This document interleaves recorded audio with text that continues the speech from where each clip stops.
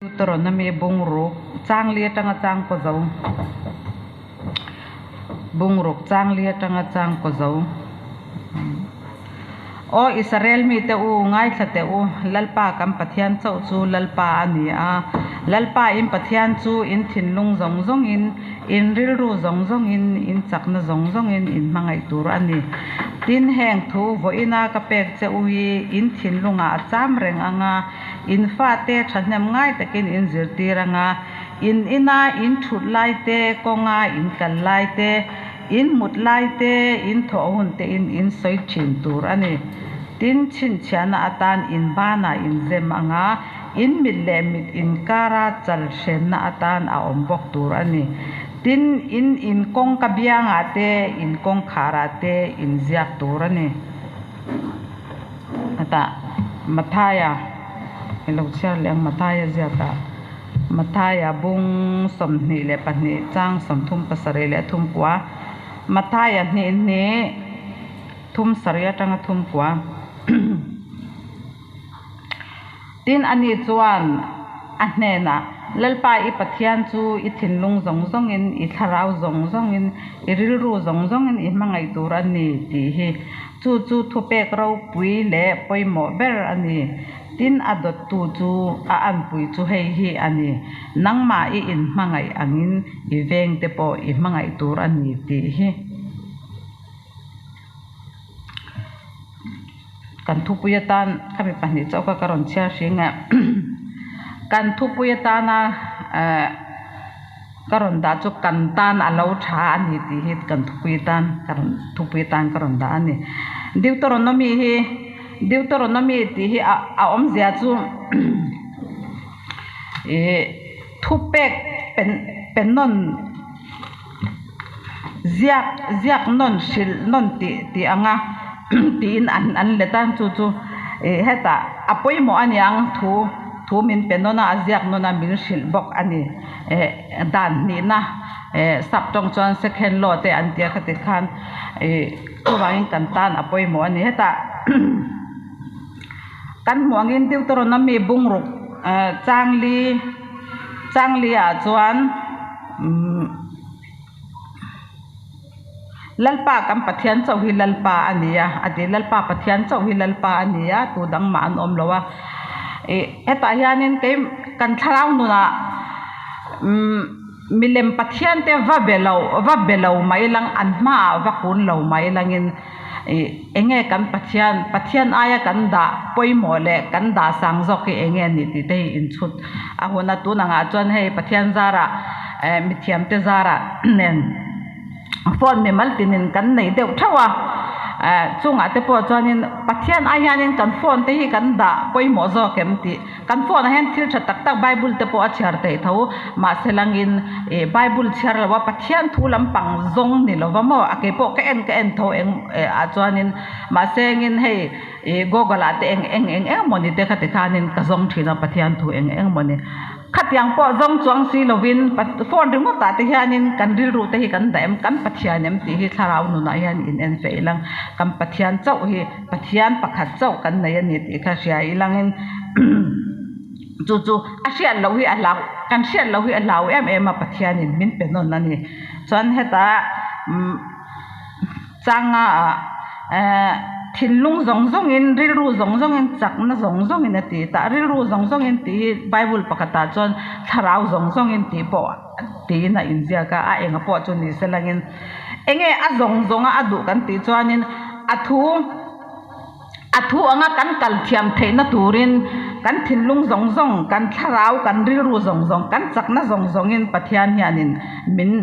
min du ani ti kha kan chakna te po ni selangin sual ti nan ni lovin pathian ni na damna min pe ka te khin na tu na income thei lawa na te off thei lo adam lo te kha chu thusan ni selang income thei reng sia ka te nga kan chakna po eta biat in lam kal na mang lo wa thil nanga kan mang kha kan chakna zong zong in pathian kan mangai lo ti ka ania chuan kan rilru te po ni selangin pathian lama kan rilru kan pelowa le lama kan pe ti na zok ani chuan lalte pahnina bung somni le pathum chang som ni panga zudalal zosia kan mua zudalal zosia hi bible in da chang kumriat ani in zudalal ani tuna kan jing a han kumriat kan omem le melisa ko meng zage ini to chu melisa ma som pakatan ito ama aite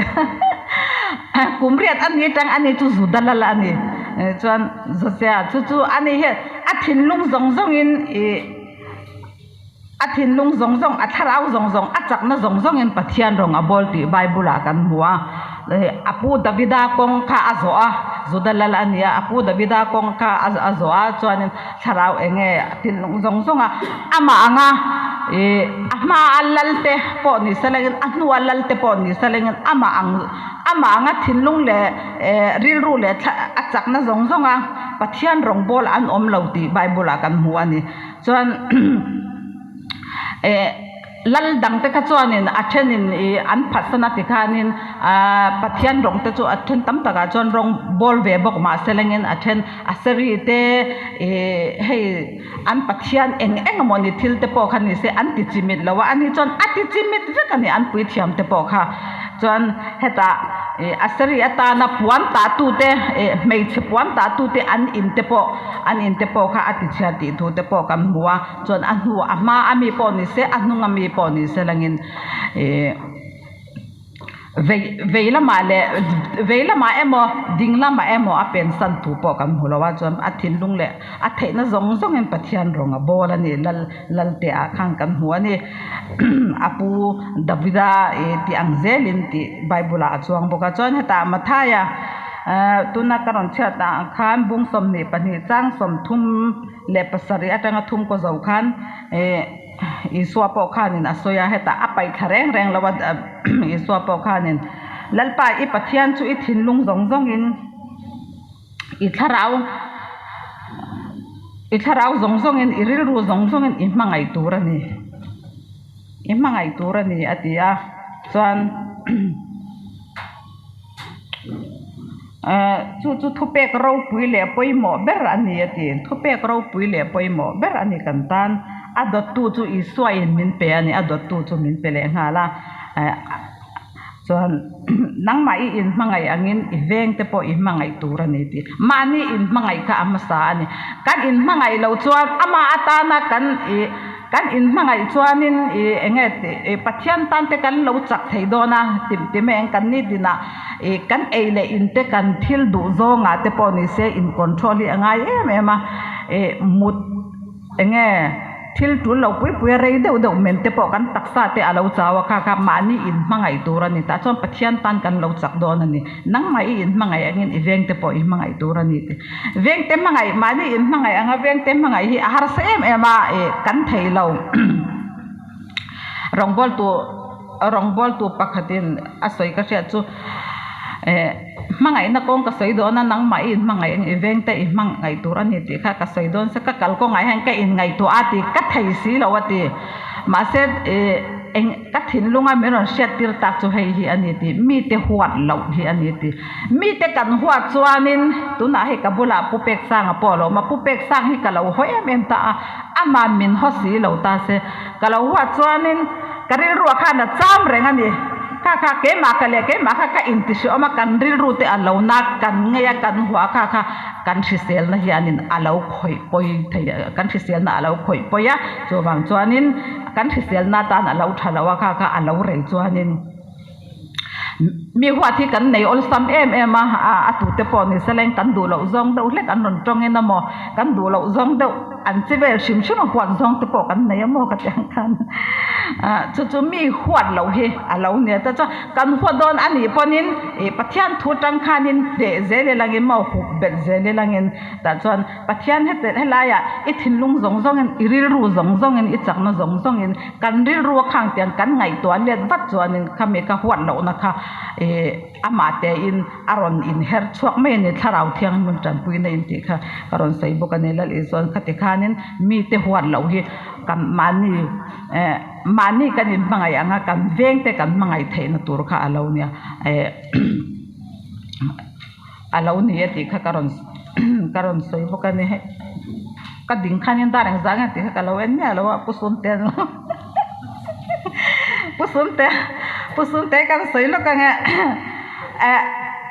Malaysia ka fiat chawania karin thu karon soi mai mai nge Methodist atang seian ani karinga achevel dan le athil jak vel ka en hian mo chu engwange ti chuanin Methodist kan nia kan ke ni po kan no pan lai chon he journalist kan nei thina in compre kan kala hun sanga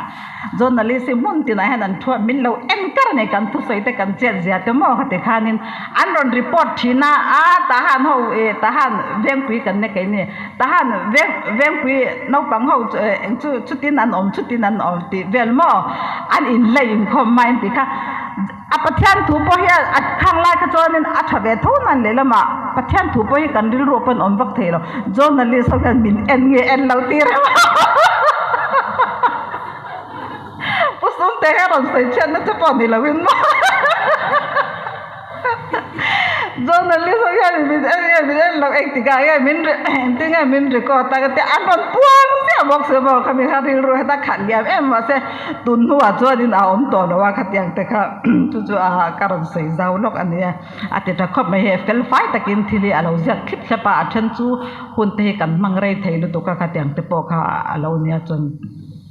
ka fa khop me khang tyang keng tenga alo chin cha khip ya ana hi nge zo takin ahlen ani ti kha karon fak bok ani chuan heta bung ruk chang ruk na in thin lunga acham reng turani te kan thin lunga han cham ti reng adu pathian hian in a thu hi chuanin heta in fa te po than nem ngai takin in zir te turani ti hetlaya ka chiara ka ru lo om ta chu fanga te ho po hi mission feel hi intan hianin pathian hian ada sak cheuti ka vakal chuak thein kherlo ma ulang nang mania khanin mission feel kha min lo da reng kan chung kwa hian min lo da reng kha lo ni pathianin midang te chonin kan thu soi te ngai kha du lo ma selangin mo kan in chunga na chonin du to kha kan soi thiang ani khate khan kan fa te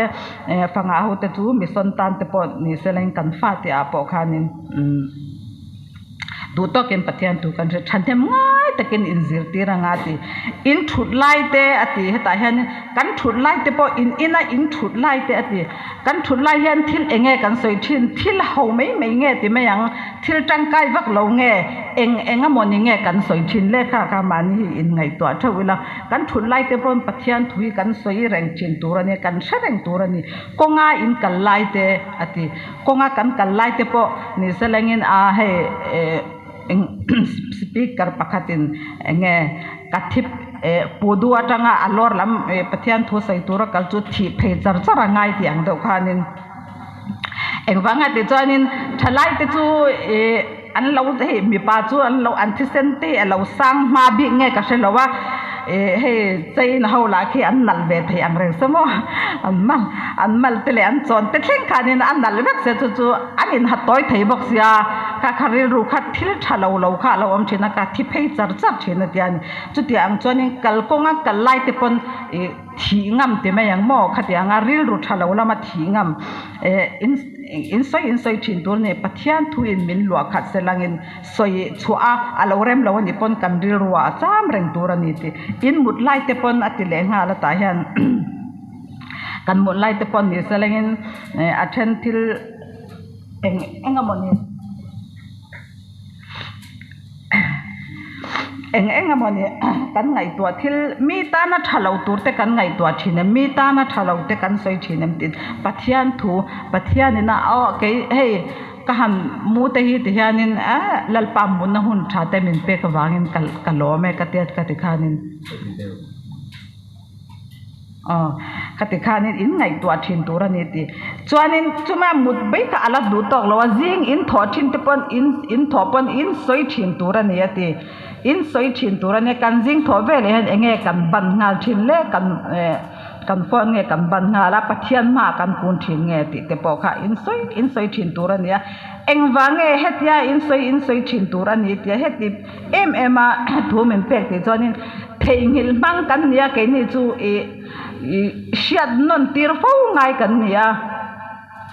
chuanin hel mang te po kan ni boka chuwang chuanin pathian hianin adu luk em ani ti kha in ba na te po in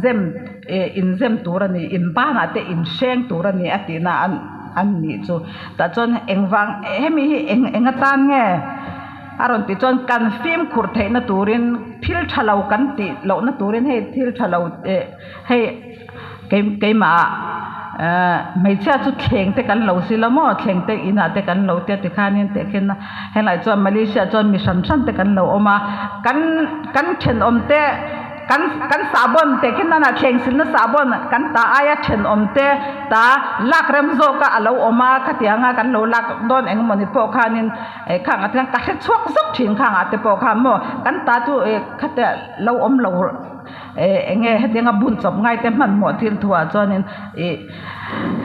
ichunga an tiangin event te chunga po te chin lo ti kha tiang khanin thil ka ti don re rengin poni selangin aron lang pu thin ani kha tiang khanin kan ba na kan zem tla tur ne ta hen sheng khirlo ma ilangin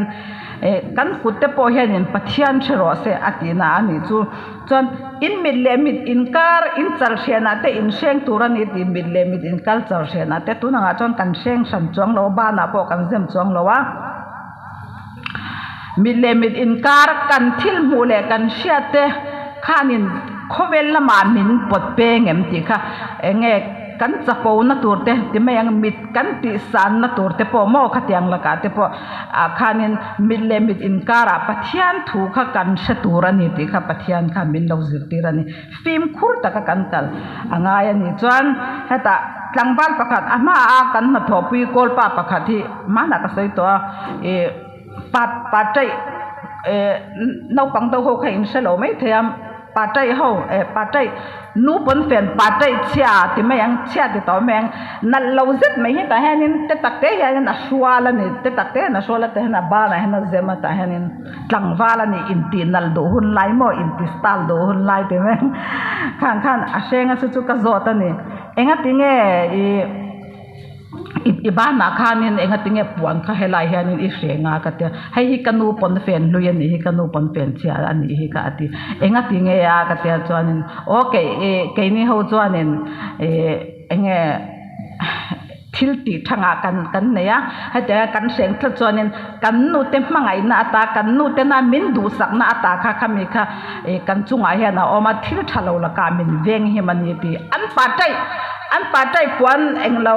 achia ma kha din kha ta kha ni min an senga wanga min veng ani ti cho kam pathian thu phei chu anunga thila ti thei amen hallelujah min veng zel do dan kam pathian in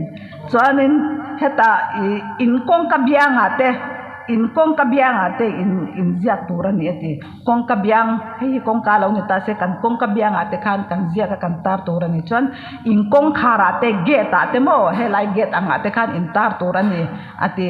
te engwange chung theng te khina na hei kan nunga kan nung kuma ni kum phasa mi thalai hawina khami bible chang te mangap pot enge poster in siama khami chengai na min dor kha khang kha kalea kamang tan kai khop mai ke po tan ka tara ma ma se kong ka biang aro chon tara rem lawane kan ge ta te po chu enge okat kan lei fu kho tlang te hi Jerusalem vela om angin lalpa chu ami te vela om thin tu na tanga kum khwa in kha kan mu khani kan ril ru hi aron thar thina ni kan ngai tu an kan thinlung kan ngai tu kan ril ru ina kan lo thei ngil chang he alo om nge kha alo om lo thei lo ma se kan an hoi vela athu ka kan tar he in kong te chu chu ngon ro ti ang khanin kan kong te hi kan lo chun ngon lo wa kan du ang anga kan lo kal pop pe chon he tyang kan han hoi vel bo khanin kan ta an ta chon kan mitin mume ya ta khan kan ril ro hen aron thar le thin chu wangin ama kan shia dang hi pathianin adu berani kan ge ta te poni se kan chwa do na te poni se lang ge ta te po tar turin min tian ta chon alo poi mo em ani kha a then tam takin in nei lo te po ani mai the kha kan in chunga bible tar lo te po hi kan tam viau o me alo tha ni ti kha ni ke mani a hian min siam thar zela ni ti kha ke mani chawin kan oma mo kan ti a ma selangin kan vela pathian chu oma tun chawa ni lo tun atanga kum khwa in ti ani heta Mataya bunga chang som le pasaria karon share lo ka nga Mataya bunga chang som pasari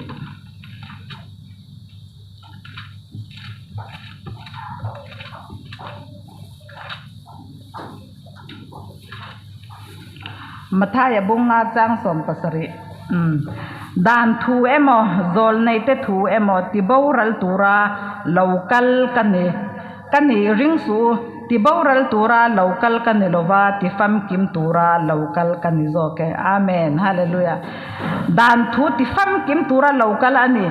a fam kim na chu chung zong chu kan enge tuna karon chata zong kan ti thei lo ani pon a fam kim na chu krista a fam kim ani kam pathian ming ro pi le ro se Sista chu kan fam kim na ani ata chon engkim awmani dan ti fam kim tura local kan zo ke ati a fam kim na chu krista ani kan fam kim na chu chuan heta avalomam takem chuan heta Zohana bunga chang sari Zohana bunga bungsom panga chang sari bungsom panga chang sari he karon soile ange karon chiar ange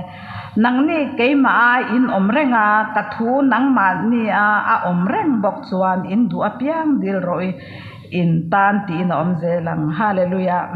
nangni keima in omrenga dan ti fam kim tura local kaniti a fam kim na chu krista aniata chonin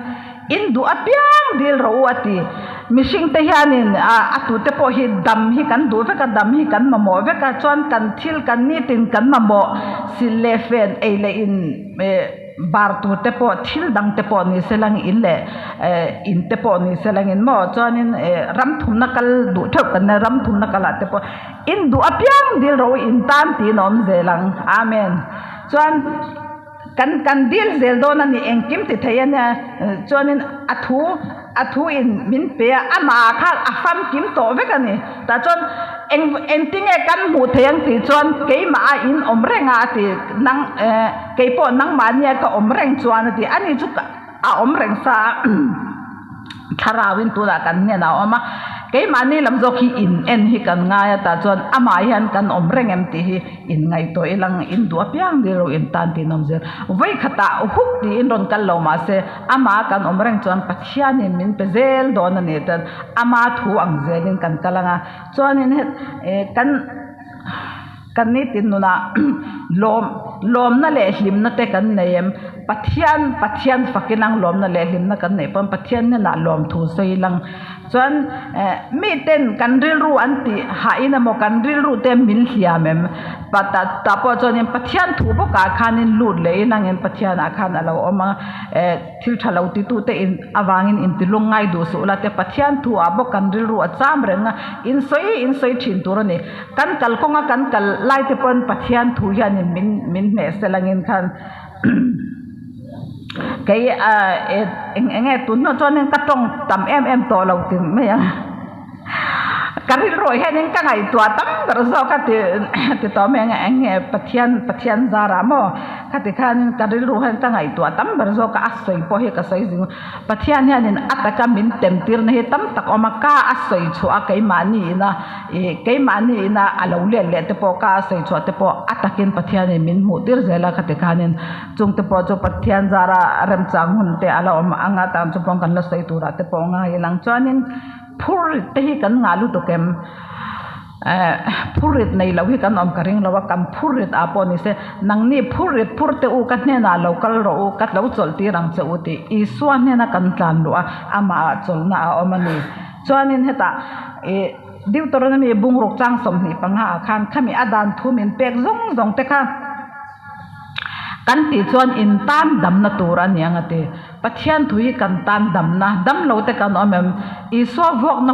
voala ti dam to kan ni chuwang chuan kan nan na zong kan mi chian na zong po ni selengin kan ho sak the na turin I so khari thei takin he khovela alo kala kan re thei na zong I so min phur sak to kan ri ruwa kan ngai to na ate thil thalo enge thil thalo kan fix don ka tinge in kan in chung khura po ni selangin ke mani a fix theina po alo om mai thei a ke mani kan in chunga po kan in chunga nge po ni selangin eng amon hei una wa yan upa ber phei chu kan ni lawa ka o a yan mi pani hin ama ma sengin annau pan lai tang hanin kan ne na nom vak lo wang hanin upa ber chang hi ka changa te khan eng amoni chung ko thil ve leng mo mi hi an ron ve ze la te khan chonin kan chung ko thila po ni set thil thalo ka soi chwa don eng amoni chon kan nu po hianin ka pa he min bo ra san to kan nu hen en tin ngai ngai dan chu tin khatina ron ti po hianin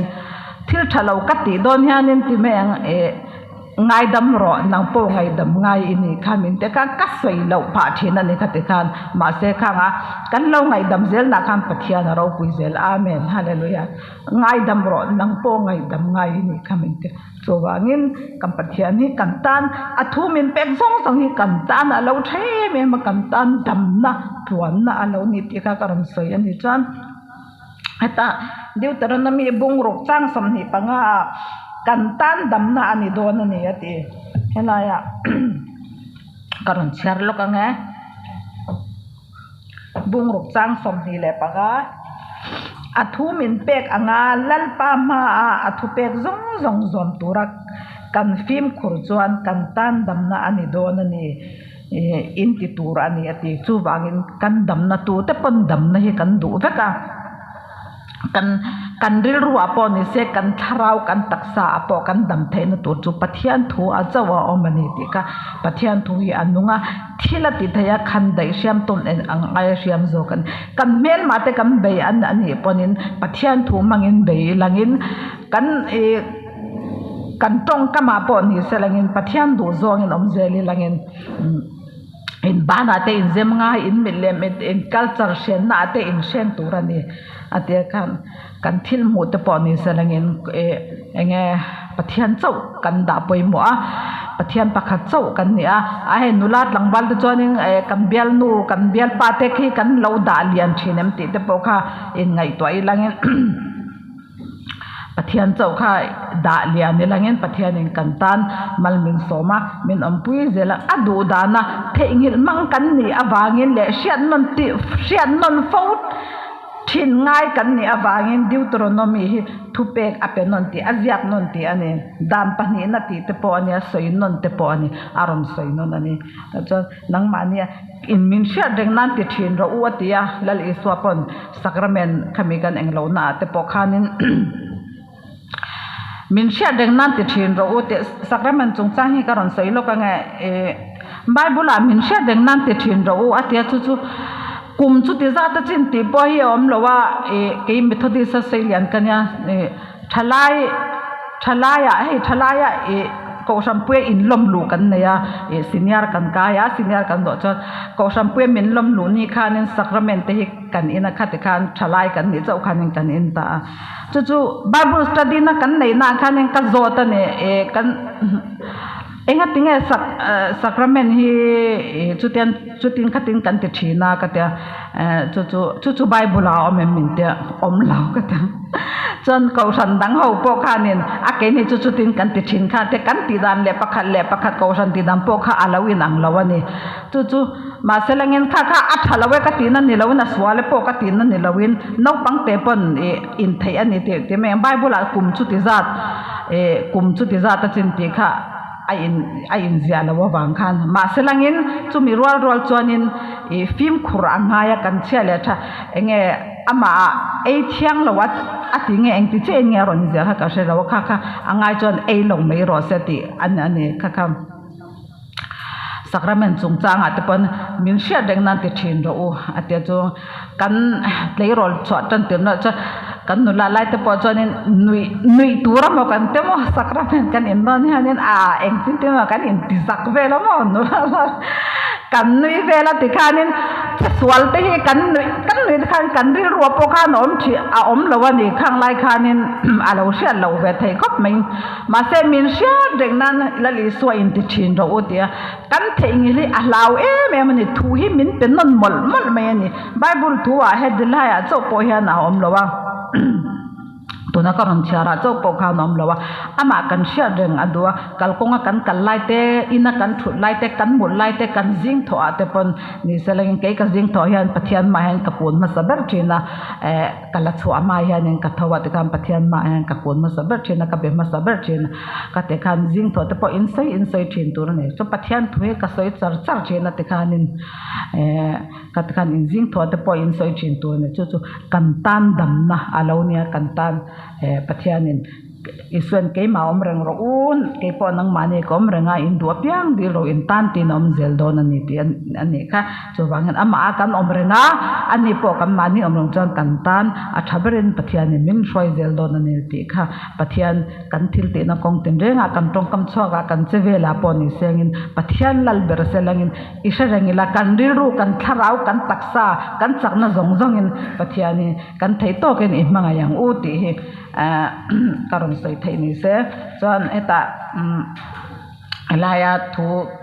karon thlang chan la po lalpa a chakla a theina a lomin rin om takin fak deuh la thudik tran tlat ro satenan abein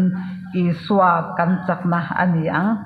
chuan heta ama thuring ro athutiam nge tak chu athutiam nge tak ka krista amen ani leihiral mase aral vedon lobe chung chu bible a chuang ani ti krista amen ani to chu athutiam nge tak kan tana min tiam ania chon pathian kan faka kan lodam zel kan lo chak zel don ani ti kha chuanin enge pathian min ne sak zel don ani ti kha ken karan soi ani athu kan soi takte pathianin tharin kan zatan mal mi som sak ro se tuna chuanin kan cher ne na kan mun te